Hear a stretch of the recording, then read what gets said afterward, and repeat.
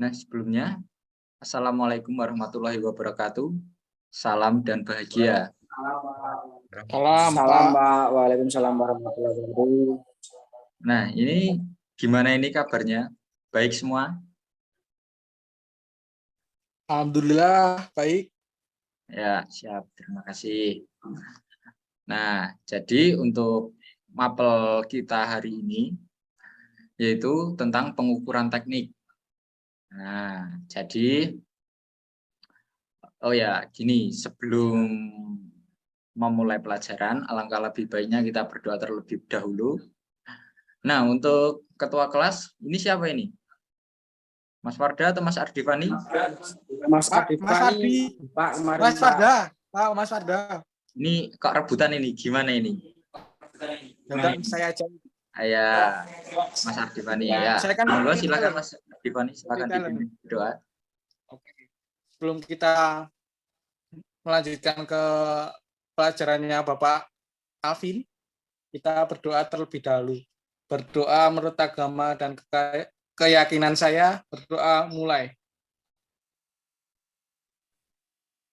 Oke, baik. Selesai.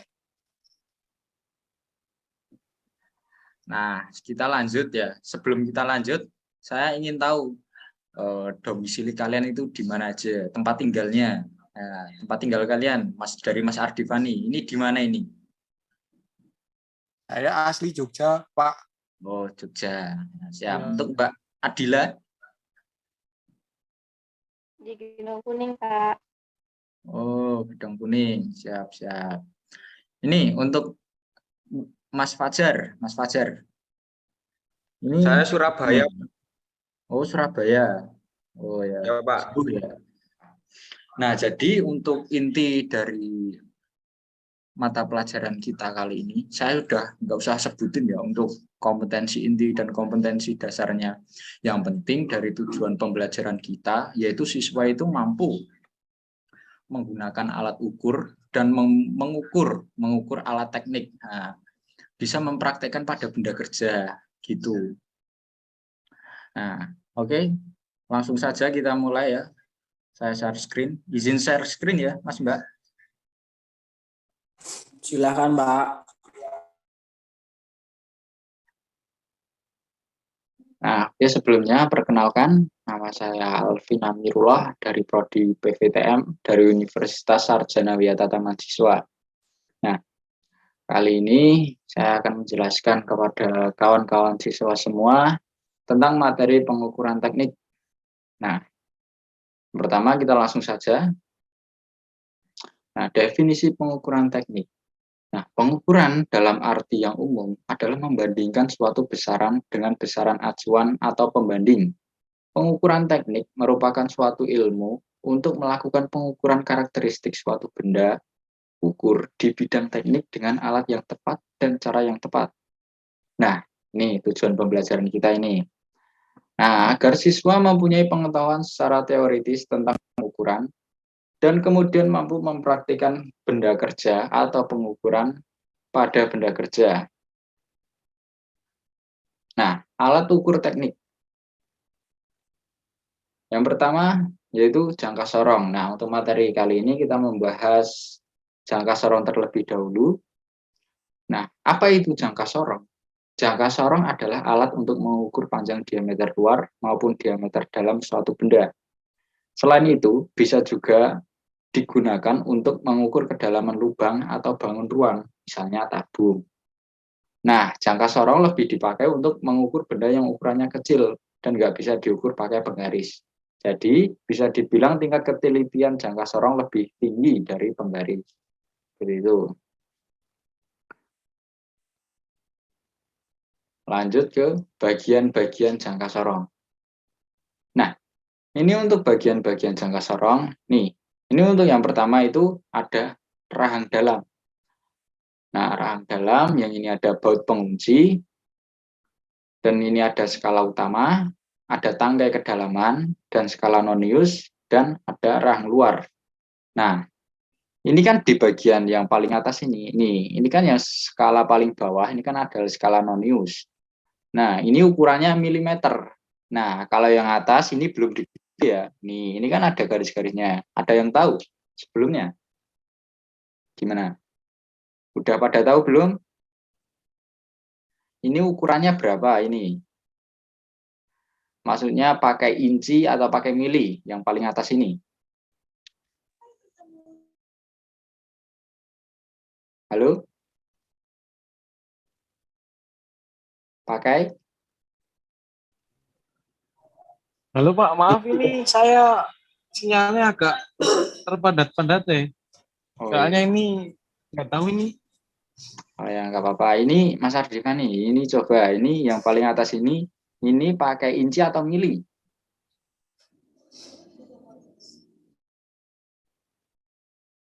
Ini pakai ini Pak, kalau nggak salah ya. Ya, Nah, silahkan. kan sih? Pakai inci atau mili? Iya kan, inci ya Pak? Ya, yang lain gimana? Inci atau mili? Inci Pak. Inci, Pak. Inci. Ya, sepakat ya inci ya. Ya, betul. Nah, ini untuk yang skala paling atas, ini pakai inci. Tidak paham ternyata. Kita lanjut. Nah, jangka sorong dengan tingkat ketelitian 0,1 mm. Nah, mistar geser dengan tingkat ketelitian 0,1 mm mempunyai selisih antara X dan N sebesar 0,1 mm. Besarnya X sama dengan 1 mm, sedangkan N dapat dicari dengan rumus N sama dengan panjang skala dibagi dengan jumlah strip pada skala Nonius atau skala Vernier. Nah, seperti itu. Nah, kok bisa dapatnya 0,1 mm? Nah, sekarang kita lihat gambar di paling kanan ini. Nah, kita lihat untuk gambarnya. Nih, dapatnya 9 dari mana, Pak? Nah, dapatnya dari sini. Kita lihat di skala utama. Kita hitung 0 sampai titik garis lurus ini. Garis lurusnya 10 ini. Kita hitung. Ada 1, 2, 3, 4, 5, 6, 7, 8, 9. Nah, ada 9 di skala utama. Dapatnya 10 dari mana? Dari ini. Di bawah ini kita hitung. Nah, kita hitung garis-garisnya ini ada berapa? Ada 10 dari 1, 2, 3, 4, 5, 6, 7, 8, 9, 10. Nah, seperti itu. Nah, dan setelah itu kita bagi skala utama dibagi skala Nonius. Nah, 0,9 mm. 9. Nah, habis itu X, X-nya berapa? X-nya 1.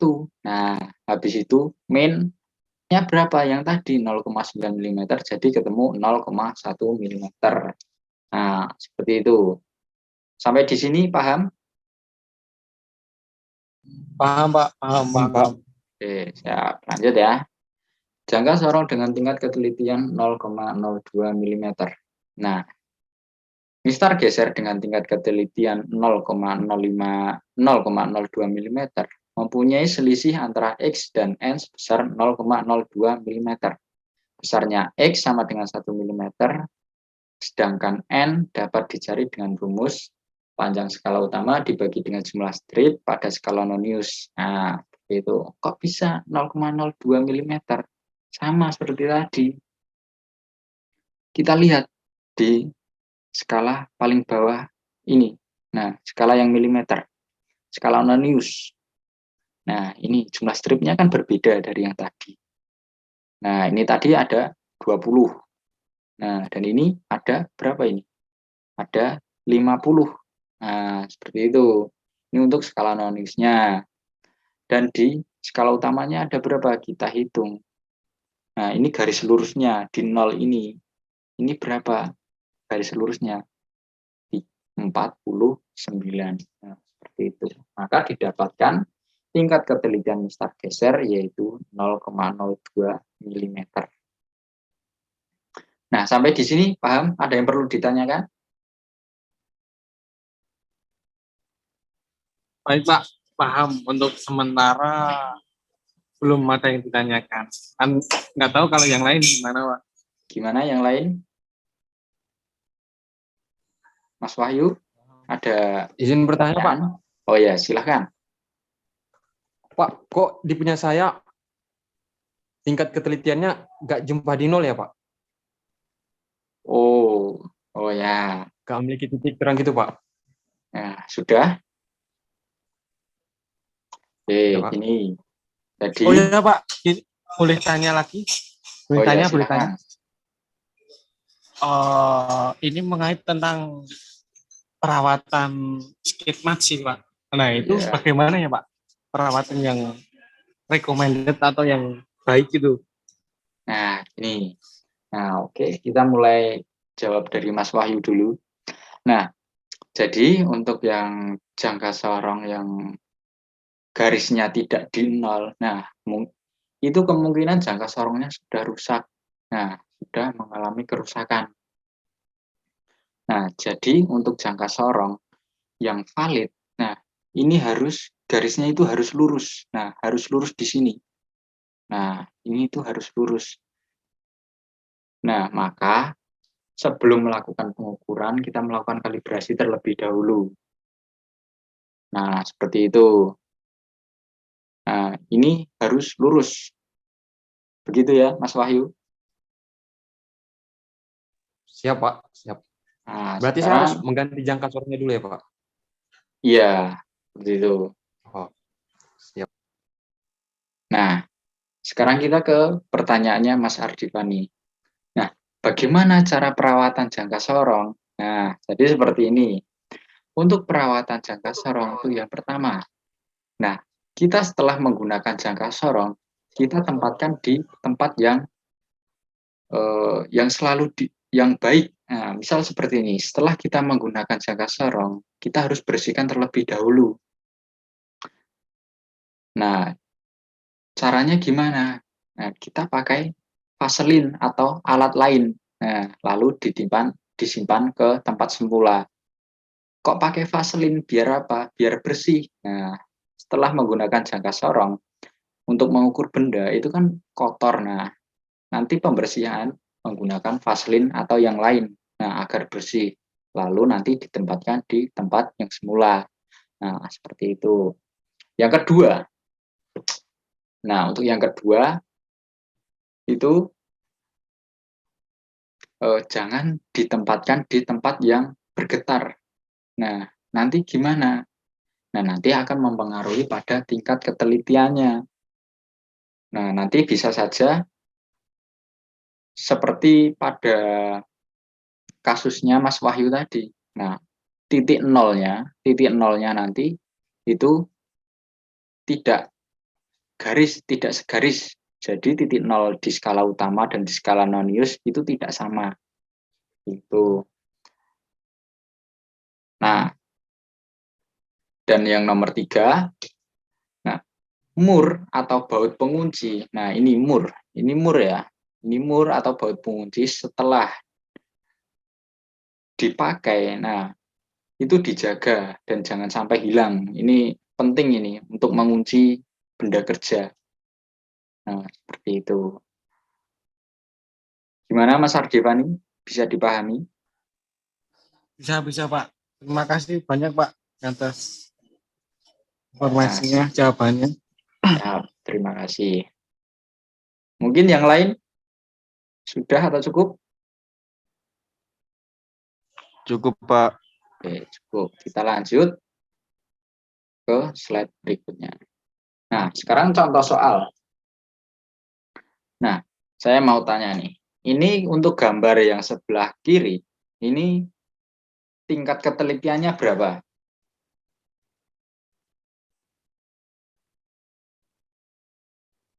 Nol koma berapa? Mas Ardifani bisa jawab? 0,2, Pak. Ada yang lain? 0,2 ya Pak? 0,5? 0,2. Salah bukan ya? 0,05. Nah, nih, tak kasih tahu ya.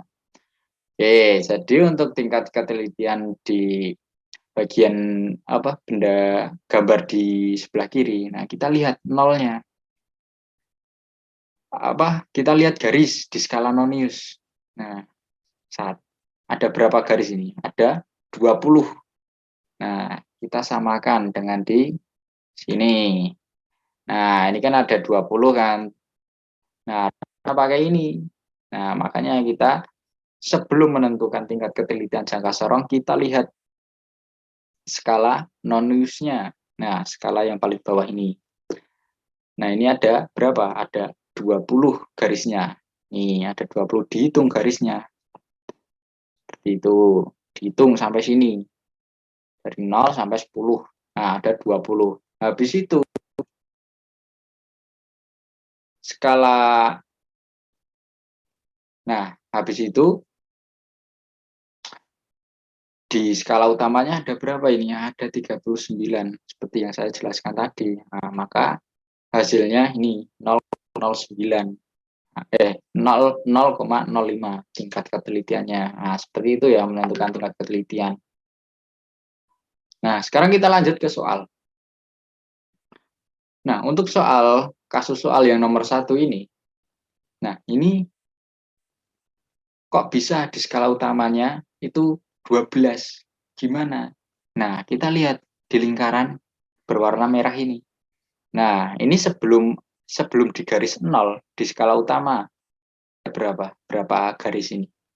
Ini untuk 0 sampai 1 ini dihitung 10 ya.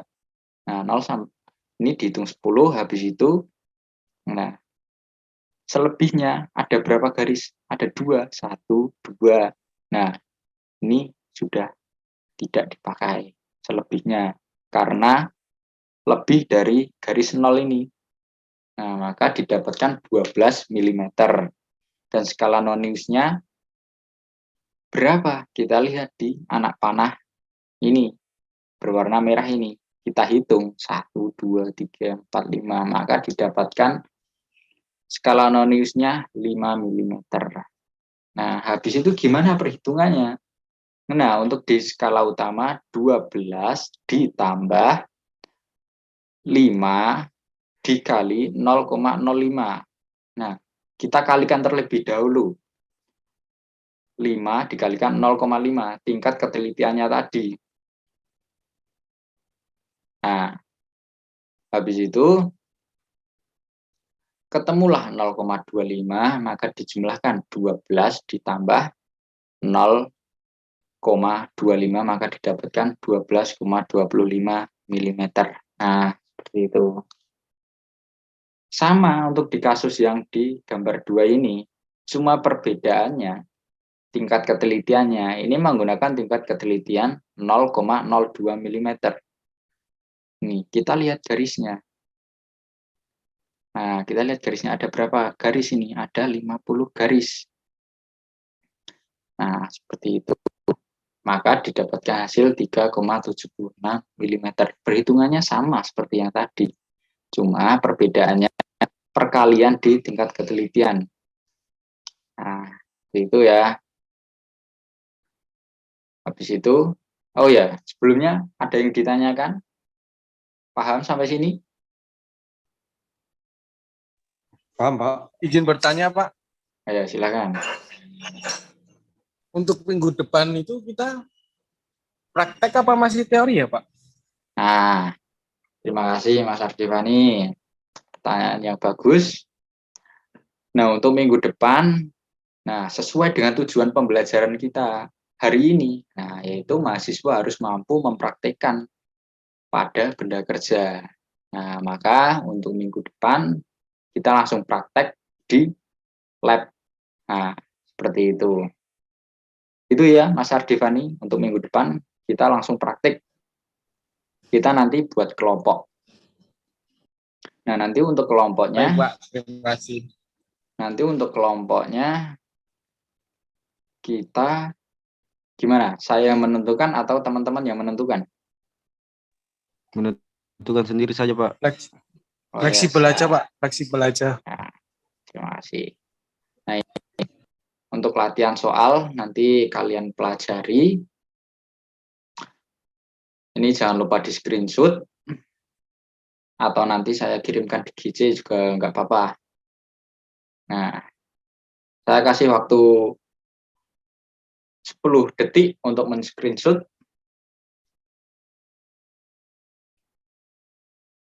Nah, oke, sudah? Sudah ya? Sudah di screenshot? Sudah, Pak. Oke, siap. Sudah Pak. Sudah Oke, screenshot. terima kasih. Nah, seperti itu ya untuk materi kita hari ini. Nanti untuk presensi, nanti presensinya lewat Google Classroom. Nah, nanti akan saya buatkan link di sana. Dan jangan lupa untuk batas presensi nanti sampai pukul 9. Ya.